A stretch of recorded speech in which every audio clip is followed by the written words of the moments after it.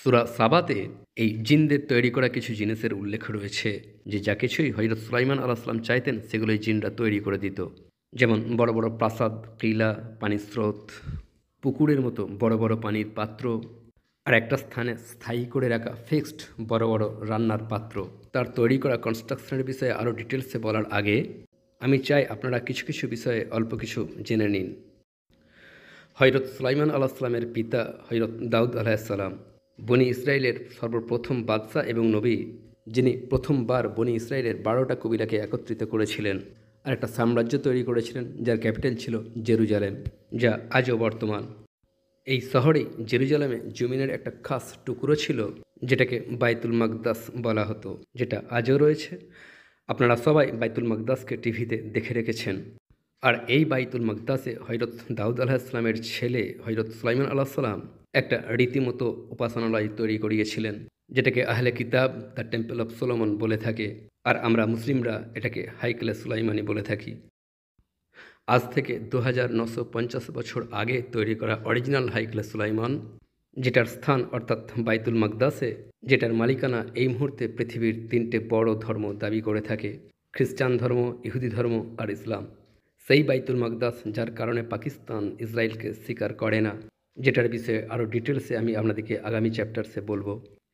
কিন্তু এই অরিজিনাল হাইকলে সুলাইমানির তৈরি জিনেরা করেছিল খুব সম্ভাবনা রয়েছে, কারণ সূরা সাবা অনুযায়ী জিনেরা হযরত সুলাইমান আলাইহিস সালামের জন্য পানির বড় বড় হাউজ অথবা পাত্র আর স্ট্যাচুও তৈরি করত।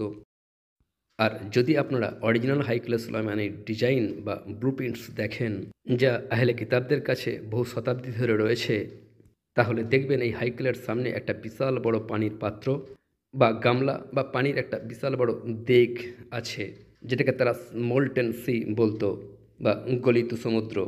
12টা ষাঁড়ের মূর্তির কোমরের ওপরে রাখা এক বিশাল বড় পাত্র, যেটা বেসিক্যালি হাইকেলে নামাজ পড়ার মুসল্লিদের উজু করার স্থান হিসেবে ব্যবহৃত হতো। এই পাত্র এতটা বড় ছিল যে উপর থেকে এর মধ্যে পানি ঢালা সম্ভব ছিল না। এর মধ্যে পানি কিভাবে ঢালা হতো এখন পর্যন্ত এই মেকানিজম নিয়ে কোনো সঠিক ধারণা করতে পারা যায়নি। কিন্তু যেহেতু এই কনস্ট্রাকশনের পিছনে হযরত সুলাইমান আলাইহিস সালামের নিয়ন্ত্রণে থাকা জিনেরা কাজ করত, তাই আমার ধারণা অনুযায়ী এই বড় বড় পাত্রে কিভাবে পানি রাখা হতো এটা ধারণা করা খুব একটা কঠিন বিষয় নয়। আবার সুলাইমান আলাইহিস সালামের আরও একটা কনস্ট্রাকশনের বিষয়ে সূরা নমলে বর্ণিত রয়েছে, যেখানে সাবার রানী এটা মনে করেছিল যে সম্ভবত সে একটা পানির হাউজে নামতে যাচ্ছে, কিন্তু বাস্তবে সেটা ছিল কাঁচ দিয়ে তৈরি করা ঝকঝকে পরিচ্ছন্ন একটা ইমারত। কিন্তু এই আশ্চর্যজনক কনস্ট্রাকশনের পিছনে এই পয়েন্টে এসে আমি এমন একজন ব্যক্তির কথা উল্লেখ করতে চাই যে হযরত সুলাইমান আলাইহিস সালামের চিফ আর্কিটেক্ট হওয়ার জন্য বিখ্যাত ছিল। এমন একজন ব্যক্তি যে হযরত সুলাইমান আলাইহিস সালামের সমস্ত কনস্ট্রাকশন প্রজেক্টকে লিড করত, হায়রাম, যার নাম নিয়ে উল্লেখ বাইবেলের বেশ কয়েকটা স্থানে রয়েছে, যে সে হযরত সুলাইমান আলাইহিস সালামের জন্য কনস্ট্রাকশনের ডিজাইন করত। আর বাইবেলে তাকে নিয়ে দুটো কথা পাওয়া যায়। একটা হলো এটা যে সে দক্ষতা আর জ্ঞান লাভ করেছিল, আর দ্বিতীয়টা হলো এটা যে সে সোনা, রূপো, লোহা, পিতল, কাঠ, পাথর, কাপড়, অর্থাৎ যে কোনো প্রকারের কনস্ট্রাকশন মেটেরিয়াল অথবা যে কোনো ডিজাইন নিয়ে কাজ করার যোগ্য ছিল। একজন মাস্টার ম্যাসন, একজন চিফ আর্কিটেক্ট। এমনকি এই হায়রামেরই হযরত সুলাইমান আলাইহিস সালামের জন্য এমন একটা প্রজেক্টে কাজ করার ডিটেলস রয়েছে, যেটা ওফিল নামক স্থানে তৈরি হওয়ার কথা ছিল, যেটা 13 বছরে সম্পূর্ণ হওয়ার কথা ছিল, যার ভেতরে 3টে হলঘর তৈরি হতো, যার মধ্যে একটা হলঘরের ভিতরে লেবাননের জঙ্গল থাকার কথা ছিল, দ্বিতীয় হলঘরে স্তম্ভ আর স্তম্ভ থাকার কথা ছিল, আর তৃতীয় হলঘরে সিংহাসন থাকার কথা ছিল, যেখানে ফায়সাল্লা নেওয়া হবে। এই হায়রাম নামক চরিত্রটির বিষয়ে আপনাদেরকে জানানোর প্রয়োজন ছিল, কারণ এই হলো সেই ব্যক্তি যার সাথে একটা খুবই বিখ্যাত সিক্রেট সোসাইটির সম্পর্ক জুড়ে যায়, ফ্রিম্যাসন্স। ফ্রিম্যাসনদের কাছে হায়রাম এক খুবই উচ্চ মর্যাদার অধিকারী। তারা মনে করে যে হায়রাম এক খুবই বুদ্ধিমান আর খুবই দক্ষ একজন মানুষ ছিল, আর তার কাছেই ছিল কনস্ট্রাকশনের সিক্রেট। হযরত সুলাইমান আলাইহিস সালামের জন্য আশ্চর্যজনক কনস্ট্রাকশন করার সিক্রেটস, আর সেই সিক্রেট তথা গোপন সূত্র জেনে নেওয়ার জন্য হায়রামের আন্ডারে কাজ করা 3জন ব্যক্তি হায়রামের ওপরে আক্রমণ করেছিল। কিন্তু তারা তার কাছ থেকে সিক্রেট বের করতে পারল না, আর তাই তারা হায়রামকে হত্যা করে দিল আর তার লাশকে জেরুজালেমের বাইরে নিয়ে গিয়ে কবর দিয়ে দিল। কিন্তু ফ্রিমেসন্সরা এই কথা বলে যে হায়রাম মৃত্যুর আগে এই সিক্রেট একজন বিশেষ ব্যক্তিকে দিয়ে দিয়েছিল, আর ফ্রিমেসন্সদের মত অনুযায়ী সেই ব্যক্তিই ছিল প্রথম ফ্রিমেসন। আর তখন থেকে শুরু করে এখন পর্যন্ত কনস্ট্রাকশনের সেই গোপন কথা তাদের মাঝেই রয়ে গিয়েছে। আপনাদেরকে ফ্রিমেসন্সদের দৃষ্টিতে হায়রামের মর্যাদা জানানো প্রয়োজন ছিল, কারণ আগামীতে আপনারা দেখতে পাবেন যে 3000 বছর আগে ঘটে যাওয়া কথা কিভাবে আজকের পাকিস্তান, ইসরায়েল, আমেরিকা আর আরব দেশগুলোতে ঘটে যাওয়া ঘটনাতে নিজের প্রভাব ফেলছে। তবে যাই হোক, আজ থেকে 2400 বছর আগে একটা বই লেখা হয়েছিল, দ্য বুক অফ এস্থার। এই বইয়েতে হায়রামের প্রসঙ্গে একটা খুবই স্পেশাল কনস্ট্রাকশনের ডিজাইনের উল্লেখ রয়েছে, হযরত সুলাইমান আলাইহিস সালামের সিংহাসন, যার উল্লেখ সূরা সদেও পাওয়া যায়।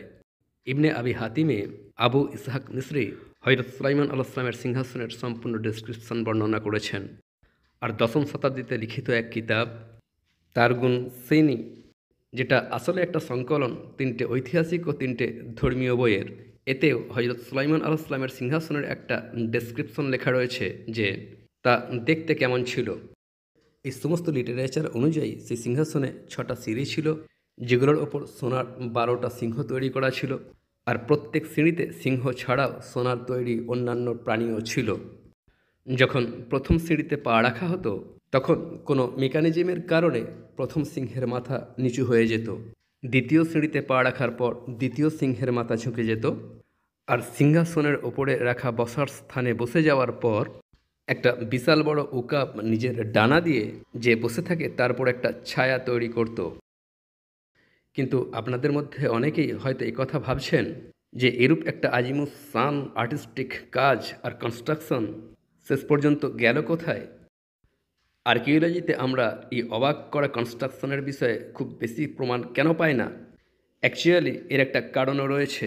আর্কিওলজিতে এই সমস্ত কনস্ট্রাকশনের খুব বেশি প্রমাণ পাওয়া খুবই কঠিন বিষয়, কারণ হযরত সুলাইমান আলাইহিস সালামের 400 বছর পর ব্যাবিলনের বাদশা বখতনসর জেরুজালেমের ওপর এমন আক্রমণ করেছিল যাতে শহরটা তছনছ হয়ে গিয়েছিল, জেরুজালেমে কোনো কিছুই বাকি ছিল না।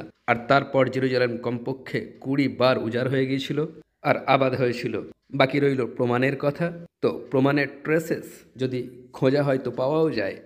যেমন হযরত সুলাইমান আলাইহিস সালামের সিংহাসনের কী পরিণতি হলো, তারগুন সিনি যা 10ম শতাব্দীর ধর্মীয় ও ঐতিহাসিক কিতাব, সেটা অনুযায়ী জেরুজালেমকে ধ্বংস করে দেওয়ার পর বখতনসর এই সিংহাসন ব্যাবিলন নিয়ে চলে গিয়েছিল। কিন্তু যেহেতু সেই সিংহাসনের মেকানিজম নিয়ে কোনো জ্ঞান রাখতো না, তাই সিংহাসনের উপরে রাখা একটা সিংহের মুখে তার একটা পা আটকে গিয়েছিল। তারপর পরে যখন ব্যাবিলন ইরানের বাদশার আন্ডারে চলে এলো তখন এই সিংহাসন ইরানের বাদশার কাছেও চলে গেল। কিন্তু তারপর সিংহাসনের কথা আর জানতে পারা যায়নি যে তার শেষ পরিণতি কী হলো। কিন্তু আমি আপনাদেরকে বলেছিলাম যে যদি আপনারা মন দিয়ে খোঁজেন তো প্রমাণের চিহ্ন পেয়ে যাবেন। সাইরাসের পর যখন সেকেন্দারে আজম আলেকজান্ডার দ্য গ্রেট অর্ধেক দুনিয়া জয় করে ইলাম তথা তৎকালীন ইরানের উপর দিয়ে যাচ্ছিলেন, তখন তার সম্পদের মধ্যে সোনা 1180 টন বৃদ্ধি পেয়ে গিয়েছিল হঠাৎ করেই। আলেকজান্ডার দ্য গ্রেটের সোনায় হঠাৎ এই বৃদ্ধি আর এই সিংহাসনের উপরে থাকা সোনার তৈরি সিংহ ও অন্যান্য প্রাণীদের কোনো সম্পর্ক ছিল কি ছিল না, আল্লাহ ভালো জানেন।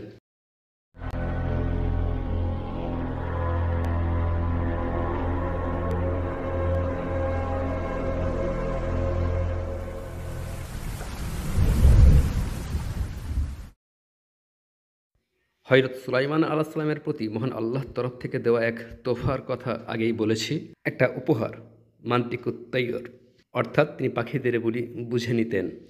কিন্তু সূরা নামলের আয়াত নম্বর 20 থেকে সুলাইমান আলাইহিস সালামের দরবারের একটা ঘটনা শুরু হচ্ছে, যেখানে সুলাইমান আলাইহিস সালাম নিজের হুদহুদের বিষয়ে প্রশ্ন করছেন যে সে কেন এই মুহূর্তে দরবারে প্রেজেন্টে নেই।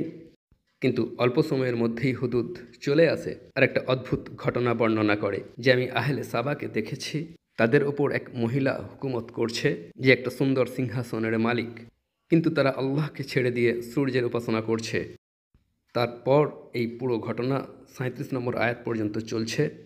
এমনকি সেই মহিলা রানী, যার নাম আল কোরআনে বলা হয়নি, শেষ পর্যন্ত মর্যাদার সাথে জেরুজালেম আসার ডিসিশন নেয়। কিন্তু 38 নম্বর আয়াতে রানীর জেরুজালেম পৌঁছানোর আগে হযরত সুলাইমান আলাইহিস সালাম নিজের দরবারের বড়দিকে প্রশ্ন করেন যে তোমাদের মধ্যে কে রানীর এখানে পৌঁছানোর আগে তার সিংহাসন এখানে নিয়ে আসতে পারবে। হযরত সুলাইমান আলাইহিস সালামের এই প্রশ্নের উত্তরে তার দরবারে থাকা একজন ইফরিত, যে জিন্নাতদের একটা খুবই পাওয়ারফুল ক্লাস, সে বলল যে আপনি আপনার স্থান থেকে ওঠার আগেই রানীর সিংহাসন আমি এখানে নিয়ে আসতে পারবো। কিন্তু তারপর অন্য এক ব্যক্তি দাঁড়িয়ে পড়ল আর বলল, এটা তো অনেক বেশি সময়, আপনার দৃষ্টি আপনার কাছে ফিরে আসার পূর্বেই, অর্থাৎ আপনি আপনার পলক ফেলার আগেই আমি সেই সিংহাসনকে এখানে আনতে পারি। আল কোরআনে এই ব্যক্তির বিষয়ে শুধু এতটুকু বলা হয়েছে যে তার কাছে কিতাবের জ্ঞান ছিল, কিন্তু এটা বলা হয়নি যে সেই ব্যক্তি কে ছিল, আর না এটা বলা হয়েছিল যে সেই কিতাব কী ছিল। এই সম্পূর্ণ ঘটনা 44 নম্বর আয়াত পর্যন্ত চলে, যা সব আশ্চর্যজনক ঘটনায় পূর্ণ। কিন্তু এর 3টে কথা খুবই গুরুত্বপূর্ণ। সাবার রানী কে ছিল, সেই সিংহাসন কিভাবে চোখের পলক ফেলার আগেই নিয়ে আসা হলো, আর সেই ব্যক্তির কাছে কোন কিতাবের জ্ঞান ছিল। আগের চ্যাপ্টারে তাবুতে সাকিনার বিষয়ে আমি 700 বছর পূর্বে ইথিওপিয়াতে লিখিত এক কিতাব দ্য ক্যাবরা নাগাস্ত এর উল্লেখ করেছিলাম। আফ্রিকাতে একটা দেশ রয়েছে ইথিওপিয়া, যেটাকে আমরা হাবসাও বলে থাকি। সেই হাবসা যেখানকার বাদশা নাজ্জাসির দরবারে জাফর রাদিয়াল্লাহু তাআলা আনহু সূরা মরিয়ম তেলাওয়াত করেছিলেন। ইথিওপিয়াতে আজও যারা রয়েছে তারা আহলে কিতাবের দুটো বড় শাখার মধ্যে একটা। ইথিওপিয়া হলো বেসিক্যালি সেই দেশ যার উপর কখনোই অন্য কোনো দেশ সঠিক রূপে হুকুমত করতে পারেনি। ইথিওপিয়ান কালচারে এই কিতাবের এতটাই গুরুত্ব যে 1872 খ্রিস্টাব্দে যখন ইংল্যান্ডের যে রবার্ট আফ্রিকাতে ইংল্যান্ডের হুকুমতের সময় বহু সম্পদ চুরি করে ইংল্যান্ডে নিয়ে গিয়েছিলেন, তো সেই সম্পদের মধ্যে কিছু ক্যাবরা নাগাস্তের অরিজিনাল কপি ছিল। তখনকার ইথিওপিয়ার প্রিন্স কাসা রানী ভিক্টোরিয়াকে চিঠি লিখেছিলেন যে ক্যাপরা নাগাস্ত আমাদের পবিত্রতম কিতাবগুলোর মধ্যে হতে একটা। আমি দোয়া করি যেন আপনি এই তথ্য সংগ্রহ করতে পারেন যে এই মুহূর্তে এই কিতাব কার কাছে রয়েছে, কারণ এটা ছাড়া কখনোই মানুষ আমার অধীনতা স্বীকার করবে না। এই কিতাবে সাবার জাতির প্রসঙ্গে বেশ কিছু তথ্য রয়েছে। এই কিতাবে লেখা রয়েছে যে অরিজিনালি সাবার জাতির মানুষ ইয়েমেনের, কিন্তু তারা ইথিওপিয়া পর্যন্ত বিস্তারিত ছিল। আর এটাও যে কিভাবে তারা পরবর্তীতে সূর্য, চন্দ্র আর নক্ষত্রের উপাসনা পরিত্যাগ করে বনি ইসরায়েলের খোদাকে মানতে শুরু করলো। আর এটাও যে জেরুজালেমের হাইকেলে বনি ইসরায়েলের একটা খুবই পবিত্র রেলিক্স অর্থাৎ তাবুতে সাকিনা রয়েছে। ইনফ্যাক্ট এই কিতাবের মধ্যে সুলাইমান আলাইহিস সালামের জমানার খুবই ডিটেলস লিখিত রয়েছে। একইভাবে গ্রিকদের পুরাতন লিটারেচারেও অ্যারাবিয়া ফিলিক্সের উল্লেখ পাওয়া যায়, অর্থাৎ আরবের একটা অংশ যেখানে একজন রানী হুকুমত করে, আর সেটা খুবই উর্বর এলাকা। ঠিক তেমনটাই যেমনটা হুদহুদ সুলাইমান আলাইহিস সালামকে বলেছিল যে সেই জাতির ওপর একজন মহিলা বাদশাহী করে, যাকে সমস্ত প্রকারের জিনিস থেকে কিছু না কিছু দান করা হয়েছে, which means she is being given everything. তারপর 2600 বছরের পুরাতন আসুরিয়া ট্যাবলেটসে আরবের এমন একটা এরিয়ার উল্লেখ রয়েছে যেখানে বাদশাহীর টাইটেল এক মহিলার কাছে রয়েছে। আর মালকাত শব্দটা ইনফ্যাক্ট আরবি শব্দ মালকা অথবা মালিকারই একটা রূপ। আর সিরিয়ান ট্যাবলেটসে আরবের মালকার উল্লেখ স্পষ্টভাবেই রয়েছে। আর আল কোরআনে সাবার নামে সম্পূর্ণ একটা সূরা রয়েছে, সূরা সাবা। এই সমস্ত রিসোর্সকে স্টাডি করার পর জানতে পারা যায় যে সাবা অরিজিনালি ইয়েমেনে থাকা এক কওম বা জাতি যারা ইথিওপিয়া পর্যন্ত ছড়িয়েছিল, যেখানে ইসলামের আগে আল মাকা নামক খোদার বড় বড় মন্দির থাকত। এই আল মাকা সাবাদের কাছে সেরূপই ছিল যেমনটা মর্যাদা ছিল রা দেবতার ইজিপসিয়ানদের কাছে, অর্থাৎ সূর্য দেবতা। ঠিক তেমনটাই যেমনটা হুদহুদ সুলাইমান আলাইহিস সালামকে বলেছিল যে আমি তাদেরকে সূর্যকে সেজদা করতে দেখেছি। 1951-এ ইয়েমেনে 2700 বছরের পুরাতন এমন একটা টেম্পলের ভগ্নস্তূপ পাওয়া গিয়েছিল, যেটাকে আজ আমরা টেম্পল অফ আওয়াম বলি। এই মন্দিরের কয়েকটা লম্বা লম্বা পিলার্সই বেঁচে রয়েছে, যেগুলোর উপরে ইনস্ক্রিপশনের রূপে লেখা রয়েছে আল মাকা, অর্থাৎ সূর্যের উপাসনালয় যে সবাইকে সৃষ্টি করেছে। আর এই ইনস্ক্রিপশন পরবর্তী বছরে খনন কার্যের সময় আরও কয়েকটা টেম্পেলে পাওয়া গিয়েছিল, কিন্তু এই নতুন সাইটসে শুধুমাত্র 5টা পিলার্সই পাওয়া গিয়েছিল, যেগুলো কোনো না কোনোভাবে সূর্যের উপাসনায় ব্যবহৃত হতো। এই সমস্ত ট্রেসেসে একথা জানতে পারা যায় যে নিশ্চিত রূপে যে সাবার ওই জাতি নিজেই খুবই শক্তিশালী জাতি ছিল, এতটাই যে গ্রিস আশ্চরিয়া আর ইথিওপিয়া পর্যন্ত তাদের ট্রেসেস পাওয়া যায়, যাকে আরবিয়া ফিলিক্স ধনী আরব বলা হতো, যারা এই এরিয়াতে সূর্যের বড় বড় টেম্পলস তৈরি করে রেখেছিল। আর তাই নিশ্চিত রূপে এরূপ এক জাতির রানীর সিংহাসনও কোনোভাবেই একটা চেয়ারের আকারের হতে পারে না, বরং নিশ্চিত রূপেই সেটা এক আজমত ওলা হয়ে থাকবে। ঠিক তেমনটাই যেমনটা হুদহুদ সুলাইমান আলাইহিসসালামকে বলেছিল। কিন্তু আজমত তথা গৌরবময় এই সিংহাসনকে ইয়েমেন থেকে 2350 কিলোমিটার দূর, 2350 কিলোমিটার দূরে জেরুজালেমে এমনভাবে নিয়ে আসা যে চোখের পাতাও না পড়ে, এটা কিভাবে সম্ভব? আর অন্তরে একটাই উত্তর আছে, টেলিপোর্টেশন, অর্থাৎ কোনো জিনিসকে এক মুহূর্তে এক স্থান থেকে অন্য স্থানে নিয়ে যাওয়া।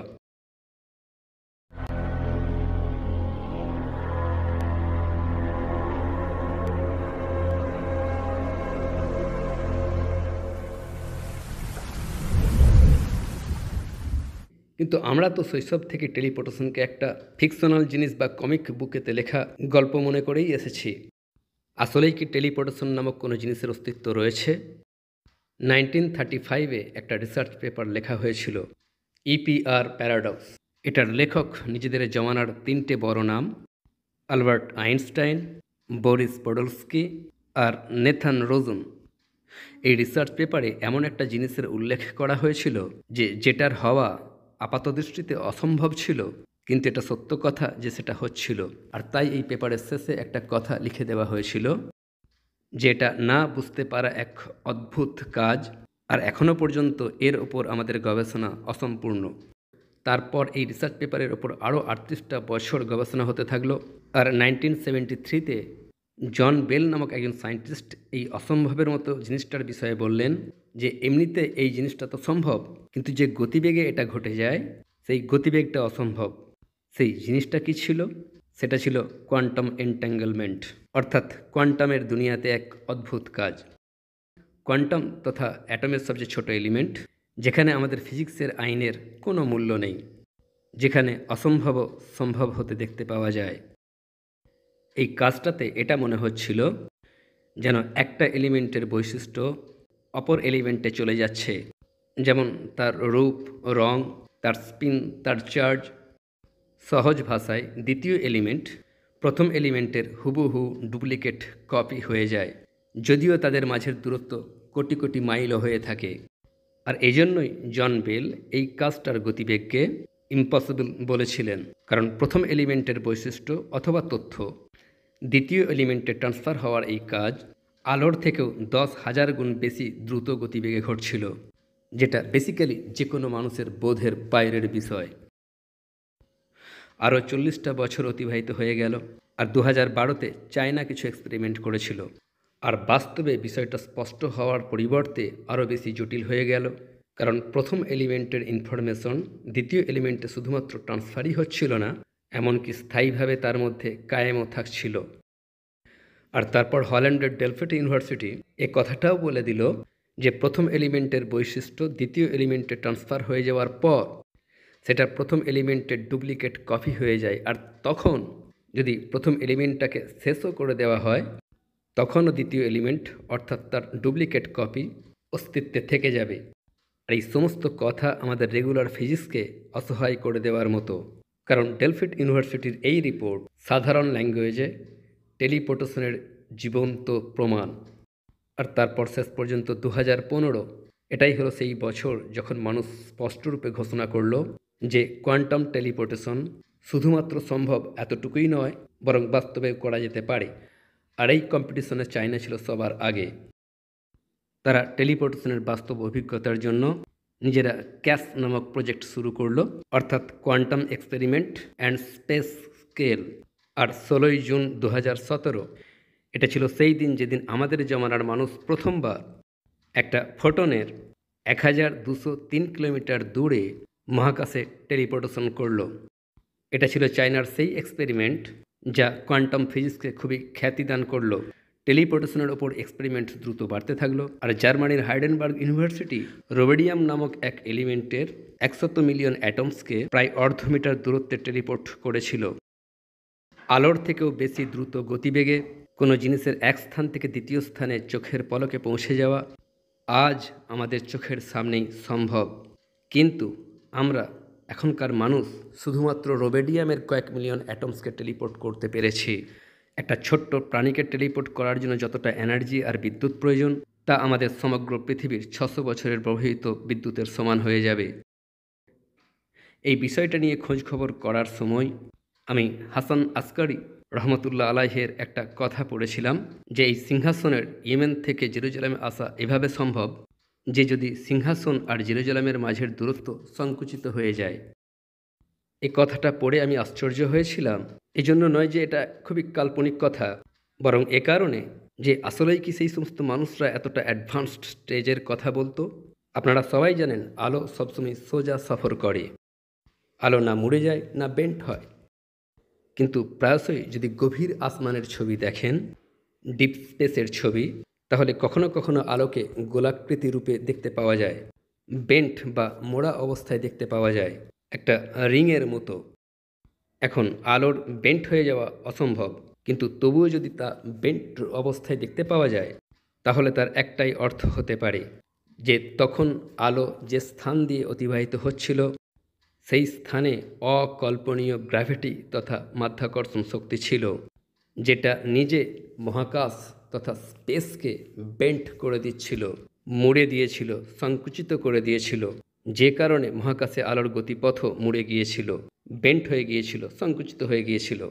সেই মানুষটা কে ছিল যে হয়তো সুলাইমান আলাইহিসসালামের কাছে সেই সিংহাসন তার চোখের পলক ফেলার আগেই নিয়ে এসেছিল? প্রচার এটা যে সে ছিল একজন আসিফ বিন বরখিয়া নামক একজন ব্যক্তি বা মানুষ।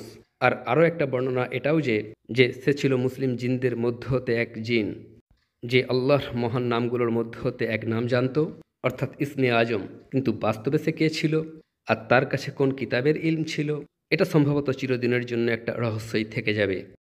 তবে হুদহুদ যে হযরত সুলাইমান আলাইহিসসালামের জন্য দূর দূর প্রান্ত থেকে খবর নিয়ে আসতো, মে 2008-এ ইসরায়েল এই পাখিকে সুলাইমান আলাইহিসসালামের সাথে সম্পর্কের কারণে নিজেদের ন্যাশনাল বার্ড ডিক্লেয়ার করে দিয়েছিল, জাতীয় পাখি। কিন্তু এই দুনিয়াতে ভালো ও খারাপ শক্তি শুরু থেকেই মুখোমুখি। হযরত সুলাইমান আলাইহিসসালামের সাথে সম্পর্কের কারণেই হুদহুদের শত্রুও রয়েছে। এই মুহূর্তে জার্মানির ব্যাভেরিয়ান স্টেট লাইব্রেরিতে একটা কিতাব রয়েছে যার নাম্বার CLM 849 আর সম্পূর্ণ নাম Munich manual of demonic magic. 1500 শতাব্দীতে ল্যাটিন ল্যাঙ্গুয়েজে লিখিত এমন এক কিতাব যাতে হুদহুদের কুরবানিতে শয়তানদের খুশি হয়ে যাওয়ার বিষয়ে লিখিত রয়েছে। হযরত সুলাইমান আলাইহিসসালামকে দান করা উপহার সমগ্রকে, তার ইজ্জতকে, তার সম্মানকে, তার মর্যাদাকে একটা চ্যাপ্টারেই কভার করা সম্পূর্ণরূপে ছিল অসম্ভব। কিন্তু আমি সুলাইমান আলাইহিসসালামের সমস্ত ঘটনা থেকে একটা জিনিসের উল্লেখ অতি অবশ্যই করতে চাই। সুলাইমান আলাইহিসসালামের সেই কথা যেটা দিয়ে আমি এই চ্যাপ্টার শুরু করেছিলাম। সূরা সদে মহান আল্লাহর সুলাইমান আলাইহিসসালামের জন্য করা প্রশংসায় বলা হয়েছে যে সে ছিল এক নেক বান্দা আর ছিল আল্লাহর দিকে বারবার প্রত্যাবর্তনকারী। আমি আপনাদেরকে যতগুলো ঘটনা শুনিয়েছি, আরও একবার এই আয়াতগুলো পড়ুন। সূরা নামল, যেখানে সুলাইমান আলাইহিসসালাম নিজে বলছেন যে আমাকে পাখিদের বুলি শেখানো হয়েছে আর আমাকে সব কিছু থেকে দেওয়া হয়েছে, নিশ্চয়ই এটা আল্লাহর স্পষ্ট করুণা। সূরা নামল, যখন সুলাইমান আলাইহিসসালাম পিঁপড়েদের কথা শুনলেন আর হাসলেন আর বললেন, হে আল্লাহ, আমাকে তৌফিক দিন, আমি যেন আপনার এই নিয়ামত সমূহের শুকরিয়া আদায় করি যা আপনি আমাকে দিয়েছেন, আর এমন নেক আমল করতে থাকি যাতে আপনি খুশি হবেন। সূরা নামল, যখন সুলাইমান আলাইহিসসালামের দরবারে থাকা সেই ব্যক্তি সাবার রানীর সিংহাসন জেরুজালেম পর্যন্ত চোখের পলক পড়ার আগেই নিয়ে এলো আর সুলাইমান আলাইহিসসালাম সেই সিংহাসন নিজের পাশে পড়ে থাকতে দেখলেন, তখন তিনি কি বললেন যে এটা আমার প্রতিপালকেরই অনুগ্রহ, যাতে করে তিনি আমাকে পরীক্ষা করেন যে আমি কৃতজ্ঞতা প্রকাশ করি নাকি অকৃতজ্ঞতা। কৃতজ্ঞতা প্রকাশও নিজের লাভেরই জিনিস, আর যারা অকৃতজ্ঞ তাদের থেকে আমার রব অভাবমুক্ত। কথায় কথায় হযরত সুলাইমান আলাইহিসসালাম আল্লাহর প্রশংসা করতেন, আল্লাহর প্রতি কৃতজ্ঞতা প্রকাশ করতেন, সেই অভ্যাস যা মহান আল্লাহ খুব বেশি পছন্দ করেন। কারণ তিনি সূরা ইব্রাহিমে বলছেন যে তোমাদের প্রভু তোমাদিকে জানিয়ে দিয়েছেন যে যদি তোমরা শুকরিয়া জ্ঞাপন করো তাহলে আমি তোমাদিকে আরও অনেক বেশি দেব। আর যখন আল্লাহর প্রতি কৃতজ্ঞতা প্রকাশ করা হয় তখন তিনি প্রার্থনা কবুল করেন, যেমন তিনি হযরত সুলাইমান আলাইহিসসালামের দোয়া কবুল করেছিলেন যে হে আল্লাহ, আমাকে ক্ষমা করে দিন আর আমাকে এমন একটা বাদশাহী দান করুন যেমনটা আমার পর আর কেউ না পেতে পারে। আর আপনিই হলেন দাতা। আর বাস্তবিক পক্ষে এই বুজুর্গ নবী বাদশাকে এমন এক বাদশাহী দান করা হয়েছিল যে যার দ্বিতীয় কোনো এক্সাম্পল পাওয়া যায় না। কিন্তু এই দোয়া হযরত সুলাইমান আলাইহিস সালামের ৩টে দোয়ার মধ্য হতে একটা মাত্র। ওমর বিন আস রাদিয়াল্লাহু তাআলা আনহু থেকে বর্ণিত যে তিনি সাল্লাল্লাহু আলাইহি সাল্লাম বলেছেন যে হযরত সুলাইমান আলাইহিস সালাম মহান আল্লাহর কাছে ৩টে দোয়া করেছিলেন। মহান আল্লাহ তাঁর ২টো দোয়া কবুল করেছেন, আর আমি আশা করি যে মহান আল্লাহ তার ৩য় দোয়াও কবুল করবেন। হযরত সুলাইমান আলাইহিস সালামের প্রথম দোয়া ছিল যে যেন সুলাইমান আলাইহিস সালামের ফায়সাল্লাহ আল্লাহর ফায়সাল্লাহ অনুযায়ী হয়। আল্লাহ তার এই দোয়া কবুল করলেন। তার দ্বিতীয় দোয়া এটা ছিল যে মহান আল্লাহ যেন তাকে এমন একটা রাজত্ব দান করেন যেমনটা তারপর আর কেউ যেন না পায়। মহান আল্লাহ তার এই দোয়াটাও কবুল করলেন। আর হযরত সুলাইমান আলাইহিস সালামের তৃতীয় দোয়া এটা ছিল যে যে মানুষ নিজের ঘর থেকে শুধুমাত্র নামাজ আদায় করার জন্য মসজিদে আকসা যাবে, সে যেন গুনাহ থেকে এমনভাবে পবিত্র হয়ে যায় যেমনটা সে তার জন্মের দিনে ছিল। আর আল্লাহর নবী সাল্লাল্লাহু আলাইহি সাল্লাম বলছেন যে আমার আশা রয়েছে যে মহান আল্লাহ তার তৃতীয় দোয়াও কবুল করে নিয়েছেন। আল আকসা দূরের মসজিদ, এই মুহূর্তে এটা দুনিয়ার সেই স্থান যেখানে বড় বড় ঘটনা ঘটে যাচ্ছে, আর যেখানে বড় বড় ঘটনার ঘটা এখনও বাকি রয়েছে, যেখানে ৩টে বড় ধর্ম অনুযায়ী গুনাহ মাফ হয়ে যায়। ইনশাআল্লাহ পরবর্তী চ্যাপ্টার্সে আমি আপনাদেরকে এই স্থান নিয়ে ডিটেলসে বলবো।